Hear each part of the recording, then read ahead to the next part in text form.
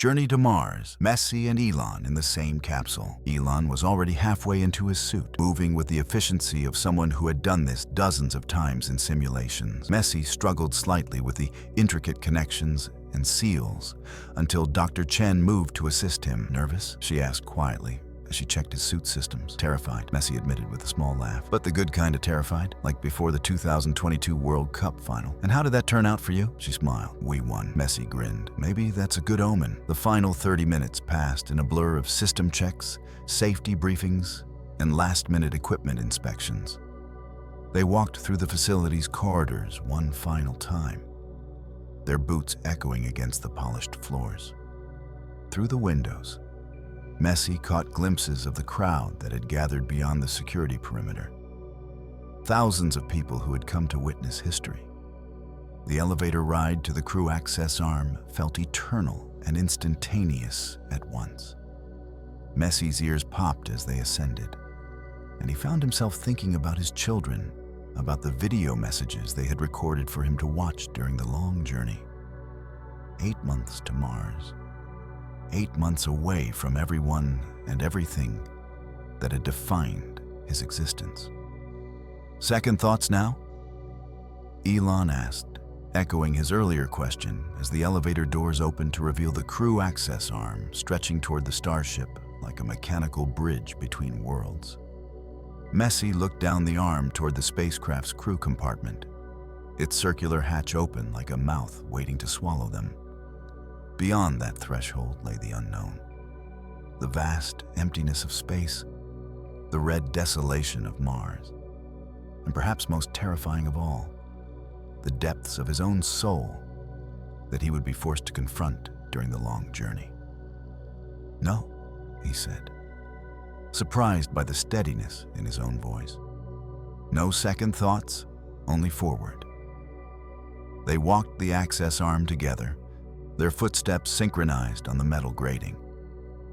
The crew compartment appeared before them, a circular chamber barely 3 meters in diameter, filled with screens, controls, and 3 acceleration couches that would be their homes for the next several hours of launch and the months of interplanetary travel that followed. Dr. Chen was already strapped into the commander's couch, running through her pre-flight checklist with the methodical precision of a concert pianist. Messi took the couch to her left, Elon the one to her right. The couches were angled upward at 45 degrees, designed to distribute the crushing forces of acceleration across their bodies during launch.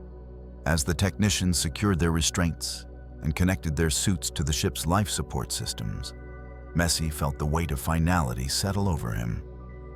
The hatch sealed with a definitive clunk, cutting them off from the Earth's atmosphere. From this moment forward, they breathed recycled air, lived in artificial gravity, existed in a bubble of human engineering hurtling through the cosmos. "Starship, this is launch control. How do you copy?" Dr. Chen's voice was steady as she responded. "Launch control. Starship copies 5 by 5. Crew is secured and ready for final countdown sequence." "Copy that, Starship. Beginning final countdown in T-minus 10 minutes. Weather is go, range is clear, and all systems are nominal. 10 minutes. Messi closed his eyes and tried to memorize the sensation of Earth's gravity. The particular quality of light filtering through the crew compartment's small porthole. The sound of his own heartbeat in the relative quiet before the storm. In 10 minutes, he would experience forces no human athlete had ever endured. In 10 minutes, he would leave behind the only world humanity had ever known. "You know what's strange?" he said, his voice barely above a whisper. "What's that?" Elon asked, his own voice tight with anticipation. "I've played in front of 100,000 people, had 1 billion watching on television, but I've never felt more alone than I do right now." "You're not alone," Dr. Chen said firmly. "We're in this together, the 3 of us, and everyone who got us here, and everyone waiting for us to come home." The countdown continued its relentless march toward 0. At T-minus 5 minutes, the Raptor engines began their startup sequence, and the crew compartment filled with a low, thrumming vibration that seemed to emanate from the ship's very bones.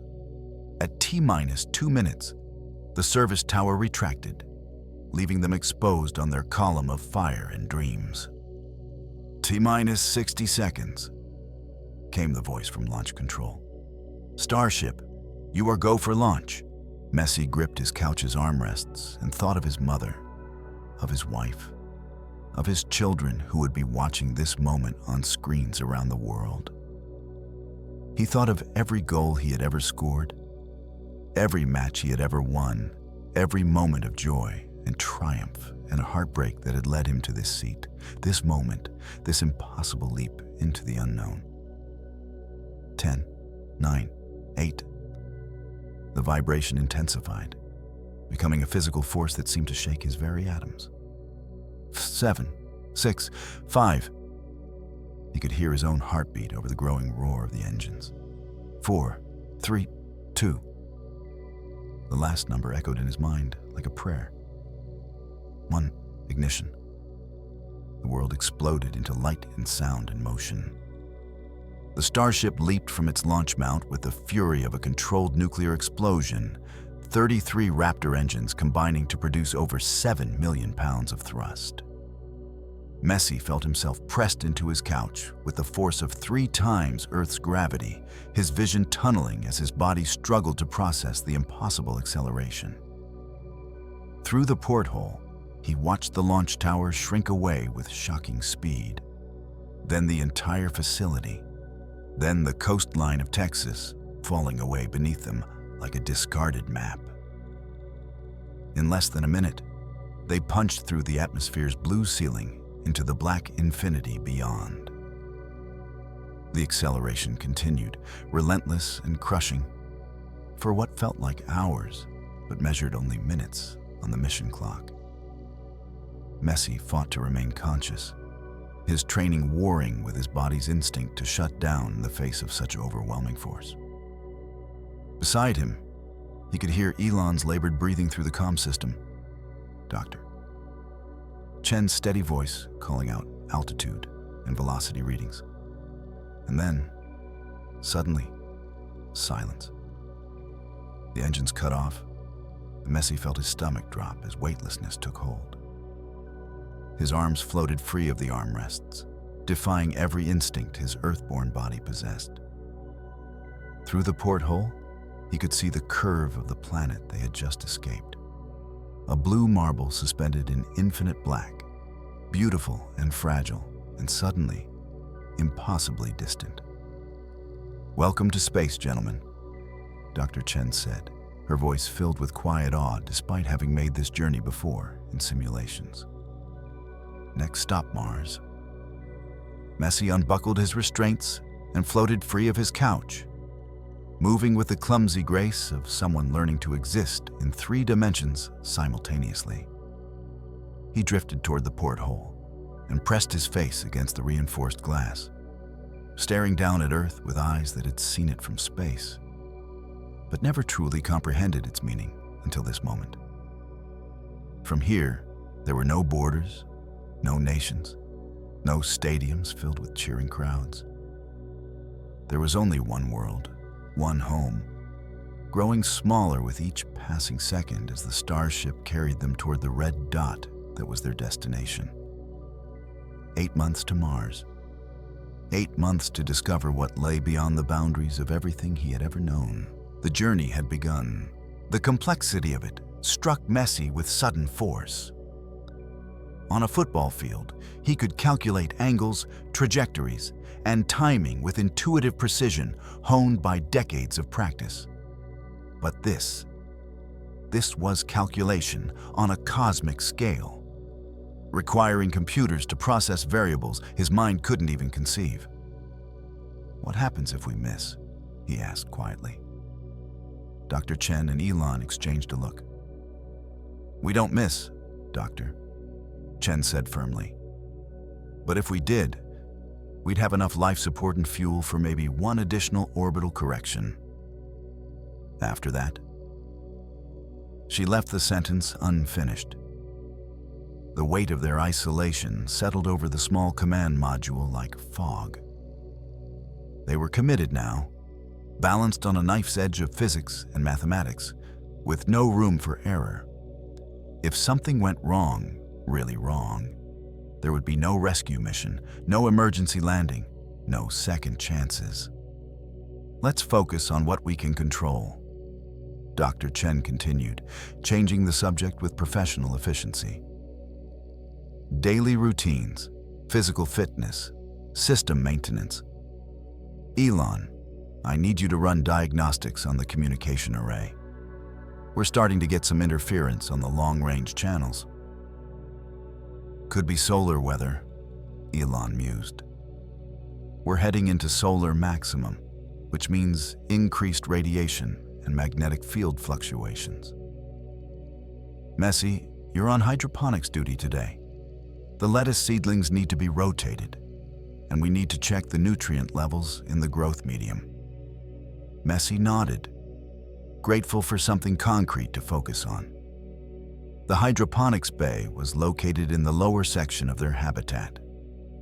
A small chamber filled with growing trays under full-spectrum LED lights. The plants, lettuce, tomatoes, soybeans, represented more than just food.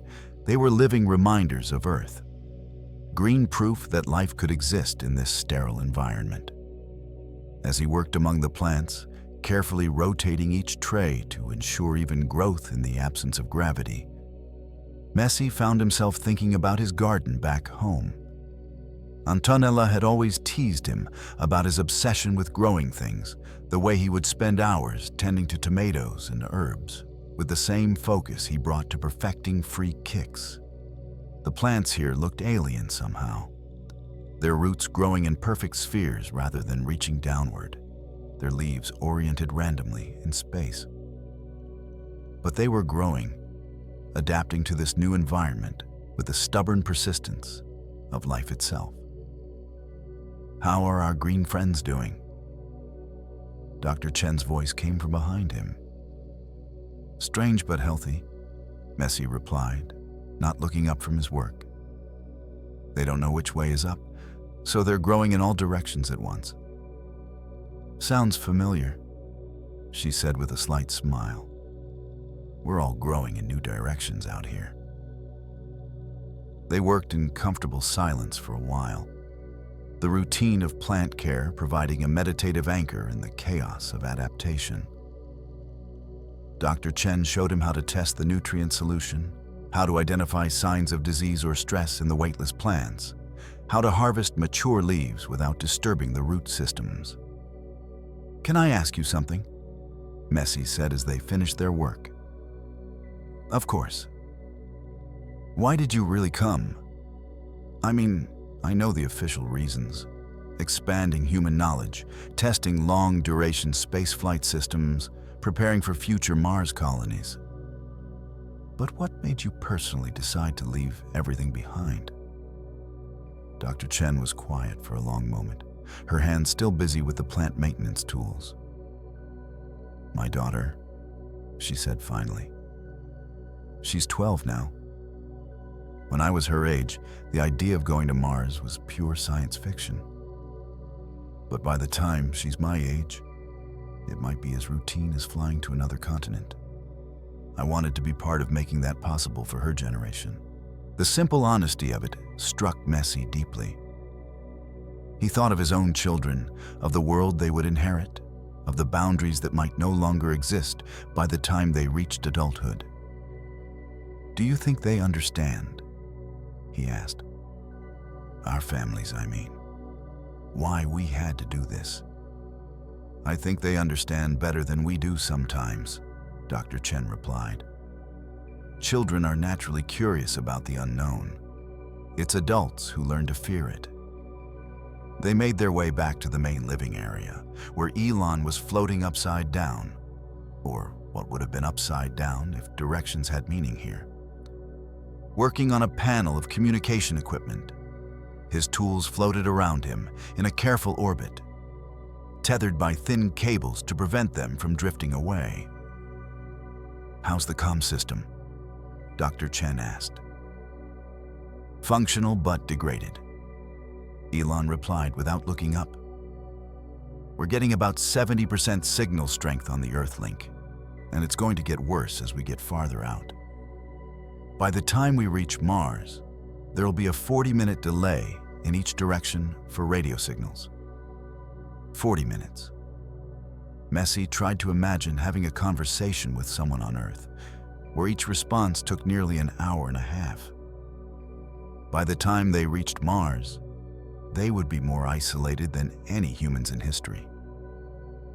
"We'll have plenty of recorded entertainment, Doctor," Chen said, reading his thoughts. "Movies, music, books, educational content. Plus, we're carrying messages from family members to be opened at specific points during the journey." "When do we get the first batch?" Messi asked, trying to keep the eagerness out of his voice. "1 week out from Earth, then monthly intervals after that." She consulted her tablet. "Speaking of which, we should start thinking about our own message recordings for the families. We'll be able to send video messages back to Earth until we're about 2 months out." The thought of recording a message for his children, knowing it might be the last direct communication for months, filled Messi with a complex mixture of longing and dread. What do you say to the people you love when you're floating in a metal capsule between worlds? When every passing hour takes you farther from everything that has ever mattered to you? "I think I'll start working on that tonight," he said. The day continued with its prescribed routine: equipment checks, exercise periods on the resistance machines, meals of carefully portioned astronaut food that tasted like nutrition but felt like memory. They were learning the rhythm of artificial life, the strange cadence of existence in a place where sunrise came every 90 minutes, but never brought the promise of a new day. As the artificial evening approached, marked more by dimmed lights than any natural cycle, Messi found himself back in the observation cupola, staring out at the star field that never changed. Earth was no longer visible to the naked eye, lost somewhere behind them in the solar glare. He pulled out his tablet and activated the video recording function, positioning it to catch both his face and the stars beyond the window. For a long moment, he simply stared at the small screen showing his own reflection. A face that looked somehow different already, marked by the strange combination of wonder and loss that seemed to define space travel. "Hola, mi amor," he began, speaking to the tiny camera as if Antonella were sitting beside him. "Today is our 3rd day in space, and I'm learning that missing someone is different when you're surrounded by infinity."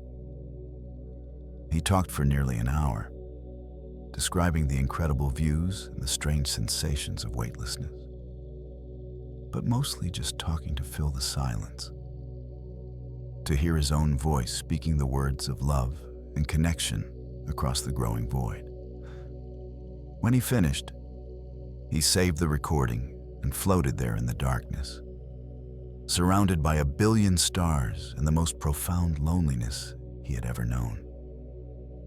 Tomorrow would bring new challenges, new adaptations, new steps away from the world that had shaped him. But tonight, in the architecture of solitude that was their spacecraft, he would dream of gravity and grass and the sound of his children's laughter echoing through rooms that remembered the sun. Chapter 3: The Mathematics of Memory. 6 weeks into their journey, Messi had developed a routine that helped anchor him to some semblance of normalcy. Wake at 0600 ship time, 30 minutes of meditation floating in the observation cupola, breakfast with the crew, 2 hours of physical exercise, systems maintenance, hydroponics care, meals, educational activities, and finally, before sleep, another session in the cupola, watching the stars wheel past in their eternal dance. It was during one of these evening sessions that the crisis began. Proximity alert. Proximity alert. The ship's computers spoke in its maddeningly calm synthetic voice, cutting through the quiet hum of life support systems. Debris field detected. Estimated impact probability, 12%. Messi pushed off from the cupola wall and flew toward the command module, his movements now fluid and confident after weeks of practice. Dr. Chen was already there, her fingers dancing across the control interfaces as streams of data cascaded down the main display. "What are we looking at?" Elon asked, arriving seconds behind Messi, his hair wild from sleep. "Micrometeorite swarm," Dr. Chen replied, her voice tight with concentration. "Probably debris from a comet that passed through this region months ago. The particles are small, most of them smaller than grains of sand. But at our relative velocity, even a speck of dust hits like a bullet." The main screen showed their trajectory as a green line intersecting with a cloud of red dots representing the debris field. The swarm stretched across thousands of kilometers of space, the invisible minefield of ancient ice and rock fragments waiting to puncture their fragile bubble of life. "Options?" Elon asked, already pulling up navigation displays on his tablet. "We can adjust course to go around it, but that would add 3 weeks to our journey and push us dangerously close to our fuel margins for Mars orbital insertion," Dr. Chen explained. "Or we can go through it and hope our shielding holds." "What about changing our speed?" Messi suggested. "Slow down until it passes." "The debris field is traveling on a solar orbit. If we slow down now, we'll still encounter it in roughly the same position, but we'll arrive at Mars during a less favorable atmospheric window. That could mean the difference between a controlled landing and..." She didn't finish the sentence. Elon was quiet for a long moment, his pale eyes reflecting the red warning lights that had begun flashing across the control panels. "What's the actual risk assessment on going through?" Dr. Chen pulled up a probability matrix. "Computer models suggest a 93% chance of making it through with only minor impacts against our outer hull. 7% chance of a catastrophic breach." 7%, Messi repeated quietly.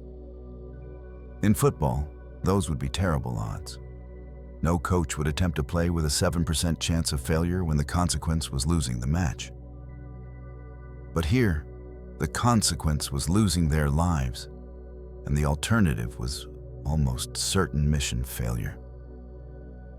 "There's something else, Doctor," Chen continued, her voice even more strained. "The debris field isn't uniform.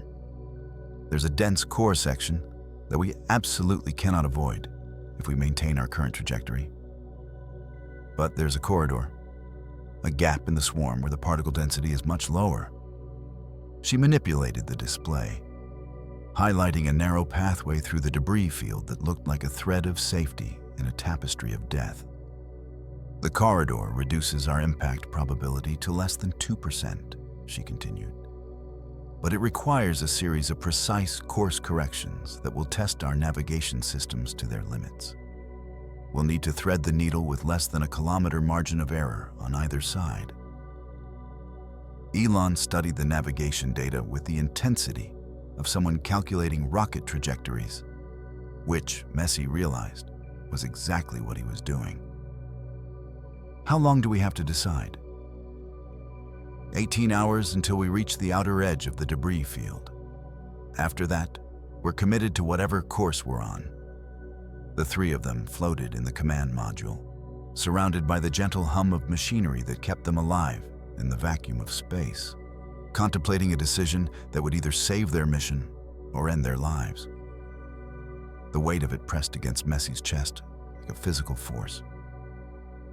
"I need to think, Doctor," Chen said finally. "This isn't a decision to make in the moment. Elon, can you run simulations on the corridor approach? Model every possible variable, solar wind, gravitational perturbations, even the margin of error in our thruster systems." "Already on it," Elon replied, his fingers flying across his tablet interface. "Messi, I know this isn't your area of expertise, but I want your perspective. Sometimes an outside viewpoint sees things we miss." Messi nodded, though he felt woefully unqualified to contribute to calculations that involved the physics of interplanetary navigation. His expertise lay in reading the geometry of a football field, in calculating the trajectory of a ball through air, in understanding the split-second timing that separated success from failure. How could any of that apply to threading a spacecraft through a cosmic minefield? But as he studied the trajectory display, something familiar began to emerge from the chaos of data. The corridor through the debris field reminded him of something. The gap between defenders during a crucial play, the narrow window of opportunity that opened for just a moment during a match. "Show me the timing," he said suddenly. Dr. Chen looked puzzled. "The timing? When we would pass through each section of the corridor, how long we have to be in each position." She manipulated the display, showing their projected path through the debris field as a time-lapse animation. The narrow corridor appeared and disappeared like a door, opening and closing. The safe passage dependent not just on position, but on precise timing. "It's like a moving play," Messi murmured, understanding beginning to dawn. In football, sometimes the defense creates gaps, but they're only open for seconds. You have to read the flow, anticipate where the opening will be, not where it is. Elon looked up from his calculations. "What are you thinking?" "This corridor, it's not static, right? The debris is moving, our ship is moving, everything is in motion. So the safe path isn't just about position, it's about rhythm. We need to time our passage to match the natural flow of the swarm." Dr. Chen's eyes widened as she grasped the concept. He's right. We've been thinking about this as threading a needle, but it's more like dancing with the debris field, moving in harmony with its motion rather than fighting against it. Elon's tablet chimed with the completion of his simulation runs. The computer models support that approach. If we adjust our course corrections to match the orbital mechanics of the debris swarm, we can increase our margin of safety significantly. For the next 12 hours, they worked together to refine their approach. Elon handled the complex mathematical calculations, Doctor. Chen managed the navigation systems and safety protocols. And Messi, surprisingly, contributed insights about timing and rhythm that proved crucial to optimizing their path through the swarm. As they worked, Messi found himself thinking about the nature of teamwork.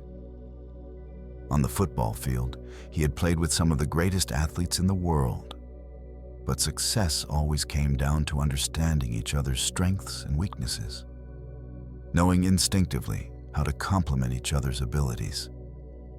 Here, in a spacecraft hurtling through the void, the same principles applied. "Final approach in 2 hours," Dr. Chen announced as they completed their preparations. "All non-essential systems will be shut down to minimize our electromagnetic signature. We'll be running on minimal power until we clear the debris field." The ship grew quiet as systems powered down one by one. The constant hum of circulation fans faded, the gentle vibration of the water recycling system stopped. Even the soft glow of non-critical displays winked out. They were alone with their heartbeats and the vast silence of space. Messi strapped himself into his acceleration couch. though they wouldn't be experiencing significant G-forces during the delicate maneuvers ahead. The restraints felt comforting somehow, a physical connection to the ship that would carry them through the next 3 hours of controlled terror. Entering outer edge of debris field in 60 seconds, Dr. Chen announced, her voice steady despite the magnitude of what they were attempting. Through the small porthole beside his couch, Messi could see nothing, just the familiar star field that had become their constant companion. The deadly swarm of particles was invisible to the naked eye, detectable only by the ship's sensors and the imagination's capacity for fear. Beginning first course correction. Now. The ship's thrusters fired in tiny, precise bursts, nudging them onto the narrow path that would either save their lives or end them. Messi felt the subtle changes in motion. His inner ear finally adapted enough to detect the minute alterations in their trajectory. Debris density increasing, Dr. Chen reported. We're seeing particle impacts on the outer hull. Nothing penetrating yet, but the frequency is picking up. Tiny metallic pings began to echo through the ship's structure, the sound of ancient comet debris striking their protective shell at tremendous velocity. Each impact represented a bullet dodged, a microscopic fragment of ice and rock that could have ended their mission with a single puncture in the wrong place. Second course correction in 30 seconds, Dr. Chen announced. This is the big one. We're entering the dense core region. Messi closed his eyes and tried to visualize their path through the debris field, imagining the narrow corridor of safety surrounded by clouds of deadly particles. In his mind, it became like a free kick through a wall of defenders, requiring perfect placement, precise timing, and absolute confidence in his ability to find the impossible gap. Course correction. Executing. The thrusters fired again, longer this time, pushing them deeper into the corridor between death and safety. The pinging of impacts intensified, becoming a constant metallic rainfall against their hull. Hull breach alert on section C7, the computer announced with infuriating calm. Dr. Chen's hands flew over her controls. Minor puncture, already sealed by the self-repair system, were still good. The minutes crawled by with agonizing slowness. More alerts, more impacts, more moments where the difference between life and death came down to millimeters and milliseconds. Messi found himself thinking about all the times he had trusted his instincts on the football field, the split-second decisions that had defined his career. This was the same feeling. The universe balanced on a knife's edge, success and failure separated by the thinnest of margins. Final course correction in 10 seconds, Dr. Chen announced. After this, we either make it through clean or... We make it through, Elon said firmly. Execute the correction. The thrusters fired one last time, nudging them toward the exit from the corridor of safety.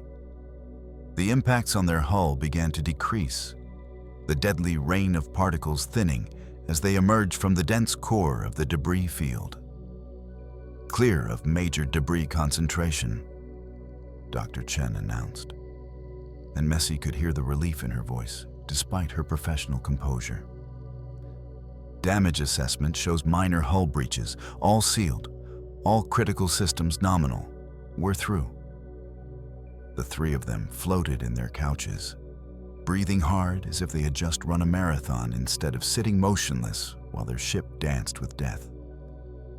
They had threaded the needle, found the gap in the defense, executed the perfect play when failure meant the end of everything.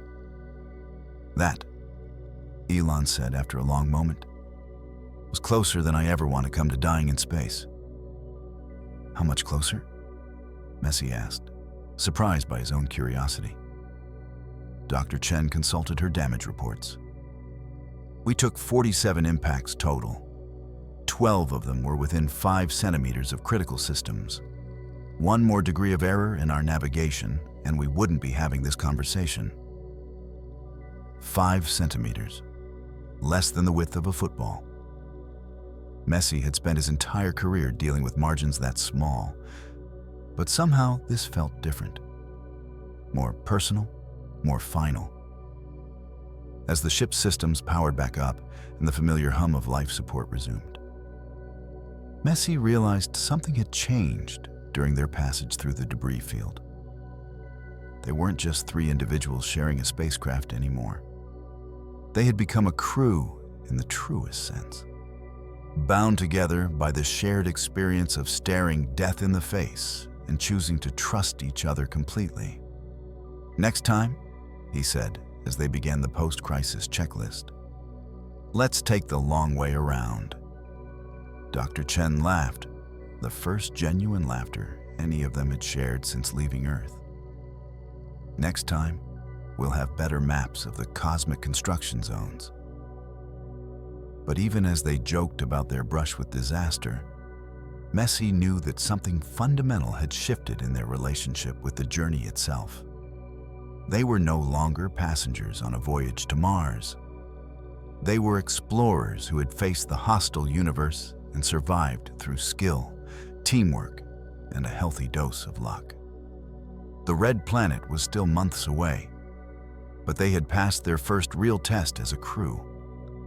Whatever challenges lay ahead, and there would be many, they now knew they could face them together. Chapter 4. Red Dawn. 8 months and 3 days after leaving Earth. Messi pressed his face against the observation cupola's reinforced glass and watched Mars grow from a distant red star to a world. The planet hung before them like a rust-colored marble against the cosmic black, its polar ice caps glinting white in the distant sunlight. Dust storms swirling across its ancient surface in patterns that spoke of alien seasons and forgotten weather. "First time seeing it with the naked eye?" Dr. Chen asked, floating up beside him in the cupola. Her hair had grown longer during the journey, and she now kept it braided in a practical spacefarer's knot that wouldn't interfere with helmet seals. "It's smaller than I expected," Messi admitted, though his voice carried wonder rather than disappointment. "And more real. On Earth, Mars was always just a dot of light, an idea. But this," he gestured toward the growing planet, "this is a world. A place where we're going to walk and breathe and live. Assuming we stick the landing," Elon added, joining them in the cupola. The months in space had changed him too. His face leaner, his movements adapted to the fluid grace of zero gravity, his eyes holding the peculiar intensity that came from 8 months of contemplating the infinite. They had all changed during the long journey. The debris field crisis had been just the first of many challenges that had tested their resourcefulness, their sanity, and their ability to function as a team. There had been a critical failure in the water recycling system during month 4 that had required them to jury-rig repairs using spare parts and sheer ingenuity. A solar storm in month 6 had forced them to shelter in the ship's most heavily shielded compartment for 3 days, while radiation levels spiked beyond safe limits. Equipment failures, system glitches, the constant psychological pressure of isolation. Each challenge had forged them into something they hadn't been when they left Earth. "Entry, descent, and landing in 18 hours, Dr. Chen announced, consulting her tablet. "Time for final systems checks and crew preparation." The next 18 hours passed in a blur of technical preparations and emotional reckonings. They tested and retested every system that would be critical during their descent through Mars' thin atmosphere. They reviewed emergency procedures, backup plans, and contingency protocols until they could recite them in their sleep. They recorded what might be their final messages to Earth, knowing that if something went wrong during landing, These videos would be the last their families ever heard from them. But underneath all the technical preparation was something deeper. The growing realization that they were about to become the first humans to set foot on another planet. Armstrong and Aldrin had walked on the moon, but that barren satellite was still part of Earth's gravitational embrace, still visible in Earth's sky, still fundamentally connected to humanity's birth world. Mars was different. Mars was truly alien territory, a separate world with its own history, its own mysteries, its own hostile beauty. "How are you feeling?" Dr. Chen asked during their final crew meeting before descent preparations began. "Terrified," Messi said honestly. But the good kind of terrified. Like before the World Cup final, but multiplied by infinity. "I keep thinking about the people who will come after us," Elon said, his voice thoughtful. "If we succeed, when we succeed, this won't be the end of human exploration of Mars. It'll be the beginning. In 50 years, maybe 100, there might be cities here. Children who are born Martian, who look up at Earth the way we used to look up at Mars." Dr. Chen nodded. "My grandmother used to tell me stories about the first airplanes, how people thought it was impossible for humans to fly. Then came the first flights, then airmail, then passenger service. What seemed miraculous became routine within a generation. Maybe our grandchildren will think of interplanetary travel the same way we think of flying across an ocean. Entry interface in 6 hours," the ship's computer announced, its synthetic voice cutting through their philosophical reflections with a harsh reminder of approaching reality. They began the complex process of preparing for atmospheric entry, powering down non-essential systems, securing loose equipment, donning their entry suits with their integrated life support systems. The Starship had been their home for 8 months, but now it would transform into a controlled falling brick, using atmospheric friction and precision-timed engine burns to shed the tremendous velocity they had accumulated during their interplanetary journey. Messi strapped himself into his entry couch and ran through his mental checklist one final time. Unlike launch, where they had been passengers along for the ride, landing on Mars would require active participation from all 3 crew members. Dr. Chen would pilot the descent. Elon would monitor the navigation systems, and he would manage the life support and landing systems, responsibilities that would have seemed impossible when he was just a footballer 8 months ago. "Entry interface in 60 seconds, Dr. Chen announced from the pilot's seat. "All systems show nominal. Gentlemen, we're about to make history." Through the small porthole beside his couch, Messi could see Mars filling their entire field of view. No longer a distant world, but an approaching surface of canyons, craters, and ancient riverbeds. Somewhere down there, in a flat plain called Chryse Planitia, was their designated landing site. A patch of Martian soil that had been selected by computers and confirmed by orbital surveys, but never touched by human feet. "Entry interface, now!" The ship shuddered as it hit the outer wisps of Mars's atmosphere. And Messi felt the familiar sensation of deceleration pressing him into his couch. But this was different from their Earth launch, gentler but more sustained. As the thin Martian air gradually slowed their tremendous velocity through friction and physics, rather than the brute force of rocket engines.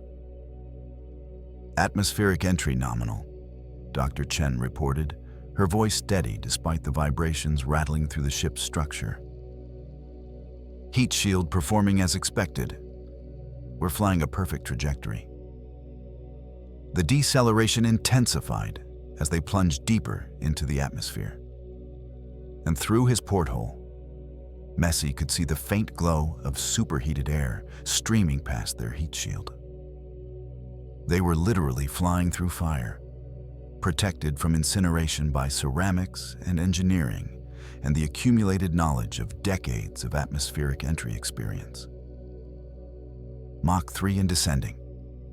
Elon called out from his station. Navigation systems confirm we're on target for Chryse Planitia. Deploying parachutes in 30 seconds, Dr. Chen announced. Messi held his breath as the ship's main parachutes deployed with a jarring deceleration that felt like running into a wall. Through his porthole, he could see the red surface of Mars rushing up to meet them, no longer an abstract destination, but a rapidly approaching reality of rocks and dust and alien geology. Parachutes deployed successfully. Radar altimeter shows 12,000 meters and descending at 40 meters per second. That seems fast, Messi said, trying to keep the worry out of his voice. Mars' atmosphere is less than 1% as dense as Earth's, Elon explained without taking his eyes off his instruments. Parachutes can only slow us so much. We'll need engine braking for the final descent. Igniting landing engines in 10 seconds, Dr. Chen announced. Hold on, gentlemen. The Raptor engines fired with a controlled roar that Messi felt in his bones, fighting against Mars' gravity and their accumulated velocity to bring them down in a controlled landing rather than a catastrophic crash. Through his porthole, he could see the surface rushing up with terrifying speed. A landscape of red rocks and sandy plains, and the kind of desolate beauty that spoke of billions of years without rain or rivers or life. 500 meters, Dr. Chen called out. 200, 100, 50 ... The ship touched down with a gentle bump that seemed impossibly anticlimactic after 8 months of interplanetary travel and the drama of atmospheric entry. For a moment, none of them spoke, processing the simple fact that they were no longer moving, no longer falling, no longer suspended between worlds. Landing confirmed, Doctor. Chen said finally, her voice filled with quiet awe. We are down on Mars. All systems nominal. Welcome to Chryse Planitia. They sat in their couches for several minutes, breathing recycled air and listening to the strange, new silence of a Martian day. No hum of interplanetary engines, no vibration of life support systems pushed to their limits. Just the gentle ticking of cooling metal and the soft whisper of air circulation in humanity's first foothold on another world. Surface pressure is 7 millibars, Elon reported, reading from his instruments. Temperature minus 42 Celsius. Wind speed 15 kilometers per hour from the northwest. Atmospheric composition matches orbital surveys. 95% carbon dioxide, negligible oxygen. In other words, Dr. Chen said with a slight smile, don't go outside without a suit, but they would go outside. That was why they had come so far, risked so much, left behind everything they had ever known. In a few hours, after systems checks and surface preparations, they would open the airlock and step onto the red soil of Mars. They would breathe bottled air under an alien sky and plant a flag in ground that had never known the footfall of Earth life. Messi unbuckled his restraints and floated. No, he realized with surprise, he was standing. Mars had gravity, weak but real, pulling him gently toward the deck with about a third of Earth's familiar weight. He took a tentative step, then another, marveling at the strange sensation of moving in gravity again after 8 months of weightlessness. It feels like walking on the moon, he said, though none of them had ever walked on the moon. Actually, Mars gravity is about twice lunar gravity, Elon corrected with a grin. But I know what you mean. Everything feels different here.